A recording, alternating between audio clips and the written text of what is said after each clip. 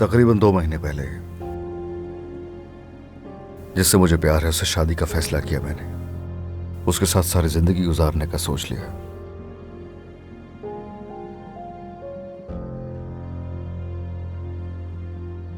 मुझे पूरा यकीन था कि उसका जवाब हाँ में होगा।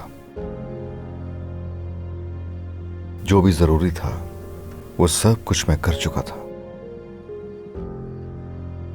फिर अचानक तुम आ गए। याद तो होगा तुम्हें। उसे बहला फुसला कर अपनी बेटी का बहाना करके उसके करीब रहने लगे। तुम पैरों तले मेरी जिंदगी रौंदते चले गए, रौंदते चले गए। देखिए, अब आप इस तरह से कहेंगे तो मुझे बहुत बुरा लगेगा। मेरे आने की तो एक ही वजह थी। और हाँ, याद है वो दिन? अगर तुम हुमैरा का नंबर मुझे उस दिन दे देते तो शायद ये बात कभी होती नहीं।